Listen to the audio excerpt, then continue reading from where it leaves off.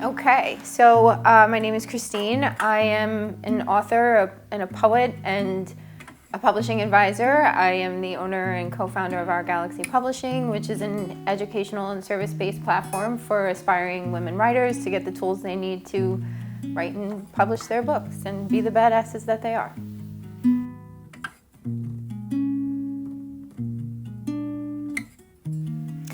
You know, it's interesting because I'm an intentional dater, and so I feel like there's two different kinds of dating, right? There's dating to like have fun, and then there's dating because you want to, you know, have a partner or find a partner. And so dating with the intent of having a partner, to be honest, I really feel like there are no questions that I wouldn't ask that I felt were inappropriate, because I feel like if we're both on that date for the intention of knowing that we are looking for partnership, then I don't know what we're waiting for before we start spilling our guts, because then somebody's just lying to someone along the way and it just doesn't, I don't know, it doesn't hit for me. I'd rather like vomit myself out there and and walk away date one than kind of go through that little increments of finding out who the real me is, I guess. I mean, if like I said, if I was dating just to have fun, then I'd say don't ask me anything except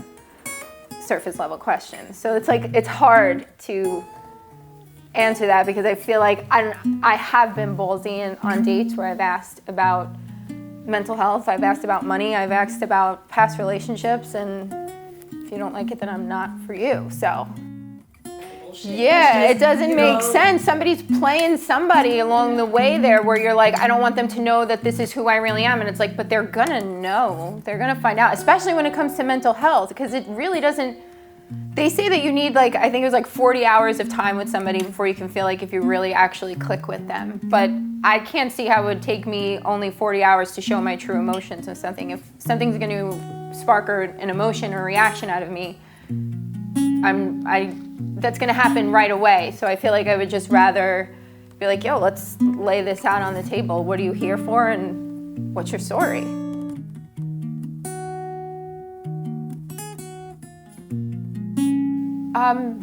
You know, I think that's an interesting question too, because I'm an oversharer. So I think it's very easy for me to introduce myself almost as somebody who is just naturally detached and naturally individualistic, and I do think both of those things are going to affect either my mental health or the person that I'm with, because detachment is hard when you need constant, you know, affirmations from your partner, and I'm not always it. And I think that's because it took me a really long time to attach myself to myself, and now that I feel like I'm kind of attached to myself, it's hard for me to get to a point where I still don't need a massive amount of space. So I feel like the number one thing that I would say is that I am a naturally very individualistic person, and the slightest mark of codependency is going to make me run out the door. Like, even if it's a matter of whether it's boiling water to paying bills to emotional support when I don't have the capacity to give it. And so I think I'm pretty straightforward in saying, like, this is kind of who I am right now. And I'm evolving, I'm changing, but I can't change the fact that that's also where I am in my truth. Because then I'm just lying, so.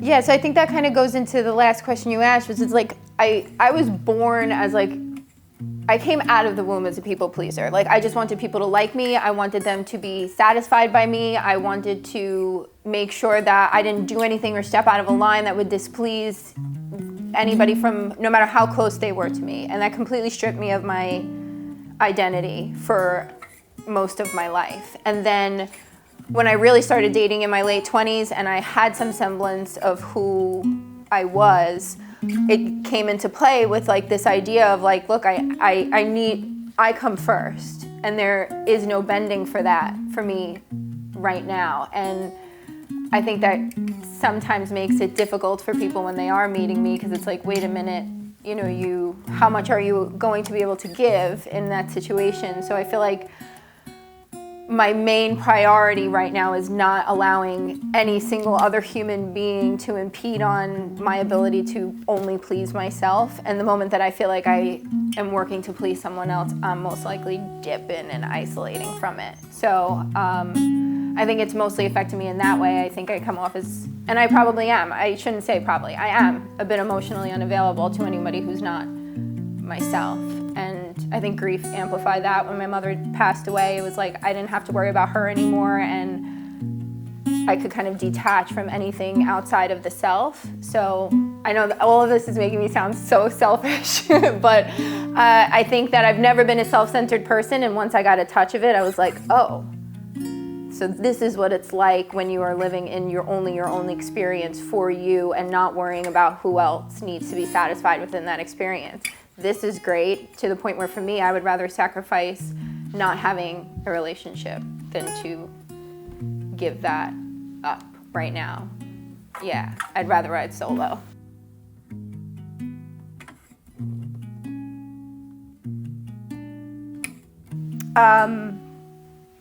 I think the first catalyst was becoming a parent, and the second one was my mom dying, but as women, we are kind of born into a mold. We're made to fit, and I shouldn't say just as women, it's the role I know, so I'm not trying to exclude men because they've got their own patriarchal roles they're supposed to play that don't serve them either, but I think the people-pleasing mostly came from society more so than family, just like this idea of like I had a line and a role I had to play, and I think becoming a mom offered me the opportunity to be like, I don't want this for my kid. So, oh my God, and I had that like realization of who I didn't want my daughter to be or to live under those notions. So I think that was the number one thing that changed it. And then when my mom died, I just got the freedom to not care about anything else but, I guess, myself. I realized that I was doing more caring about others than I was about myself. And all it did was ever in my life was crumble my sense of security and my confidence and my ability to actually be me. And every question that I've answered, I feel like so far has all been over just the past like 3 or 4 years of my life. Like I'm a baby. Before this, I was just waiting for my husband to come and take me away so I can like be barefoot and pregnant in the kitchen and not make more money than him until we die and wear matching Christmas pajamas and photos, you know? So like all of this is very new to me in a lot of ways too. That's why I like dating so much. Dating is so much fun. For that reason, just because you get to know so much, learn so much about yourself. But yeah, I think becoming a mom and not wanting to play into patriarchy anymore, capitalism, consumerism, fuck Jeff Bezos, all that stuff. That's the shit that got me out of people pleasing. The people ain't pleasing me, okay? So.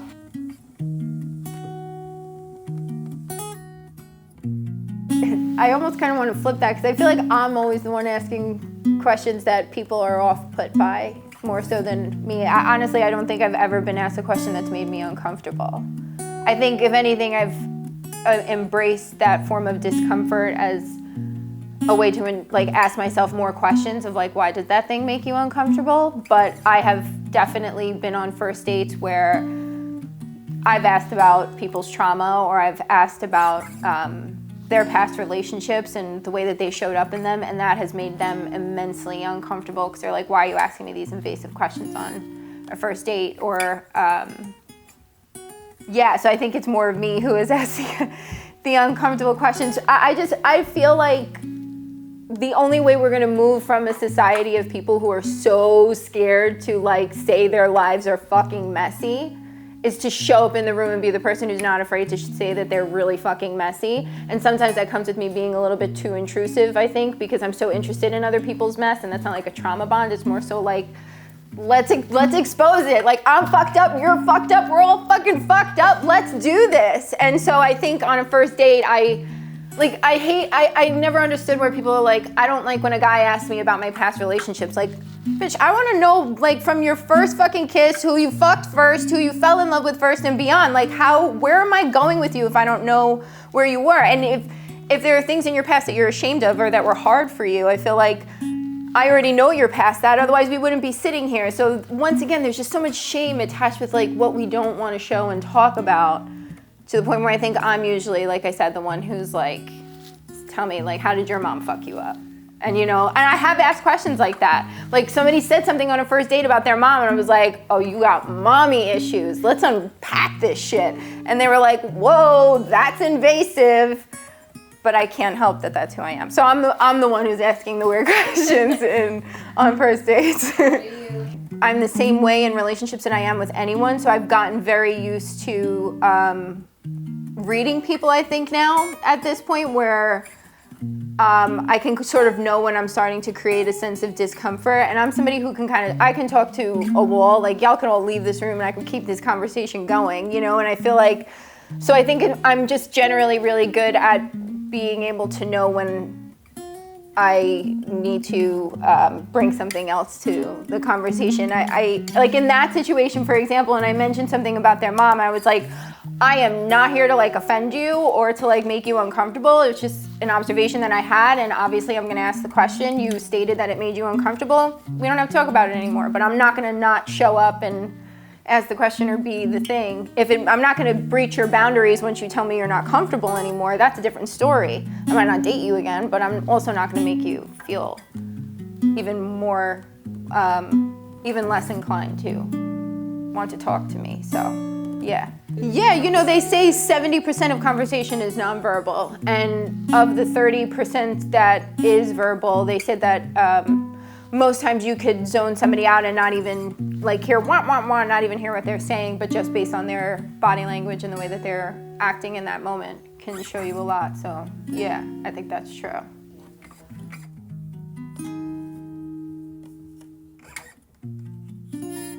I think just there's a concept by Carl Rogers, actually, like it's called unconditional positive regard, and it's just this concept of coming to the table and showing up in a situation where no matter what thoughts you have and the behaviors that come with those thoughts, that you find a way to sort of come from a place of temperance regardless. Like if somebody, for example, for me, a lot of my mental health, which I'm working on heavily, I tend to internalize until I explode, or I have certain people in my life who I know I can explode on, and I shouldn't, but I do. So like I think coming to me with a position of unconditional positive regard, of knowing like, I know that your thoughts and what you're doing right now is not good, it's not making me comfortable, it's not you being true to yourself, but I'm still going to show up from a place of love and a place of temperance and balance anyway, so we can move through this moment.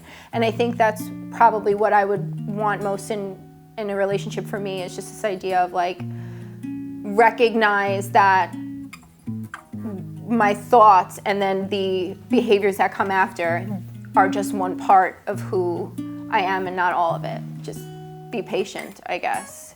Yeah.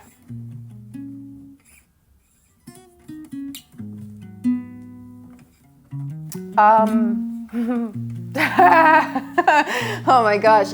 Generally, it's just, I tend to get a little manic, a little frantic, I'm high strung to begin with, as you can tell. So like in those moments, I am just kind of all over the place, thoughts racing and word vomiting all at once, like, and looking towards that person that I can blow up on and say, I'm gonna keep on screaming at you even though I know you can't change and fix this problem that I have that I can't solve, but I know that I can lash this out on you and give you this right now, and you're gonna know that it has absolutely fucking nothing to do with you, I just need a place to put it.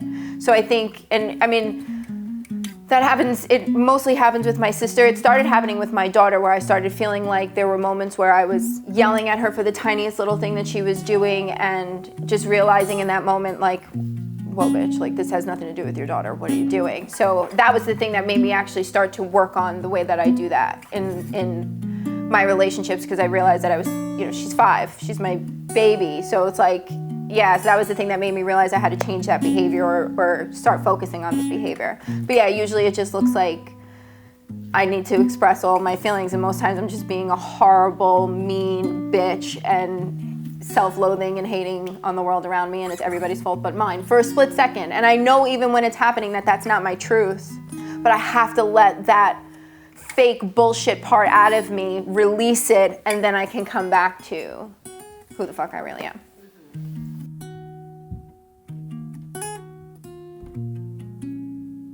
Yeah. Right now, or for the past year or so, like running has been everything. Like that's been, like I crave it because there's like this sense of when I start to feel like I want to crawl out of my body and I just like want to run, then now I actually can. And so that has been massive. That, I mean, exercise in general, movement in general, dancing is everything. Dancing is like the number one thing that got me through grief in the first year because I didn't really have the energy to do anything, including exercise, but putting on music, moving my body, you know, like I'm like the Italian girl blasting the Boricua anthem in her apartment on like full-fledged, as loud as I can get it, and just, yeah, moving. That's like the number one thing. Big help, and it's big for my daughter too. Like when she starts to get a little crazy, I'm like, all right, let's turn on the Troll soundtrack and let's move our bodies because clearly something is going on inside here that needs to come out, and movement definitely helps that. To be honest with you, movement and exercise like have been more important to me than writing. I can't write when I'm not well, honestly. I could write about my pain, but I can't write when I'm not well. Yeah, it's a big deal. And you know, it's funny that you said it, because I'm a fidgeter. I don't know if anyone's noticed. Like, I'm like, always. And I found out recently that that type of movement that you do in your body, like when you're looking, I'm also somebody who, I'll play with my rings, look for something in my hands, shake my legs a lot. And I actually found out that, like, biologically, that's part of the way we release trauma. Like, my nerves right now, so of course I'm moving a lot. Like, doing this and these types of movement is actually getting that trauma energy to go somewhere and do something with it so it doesn't rest. So, yeah.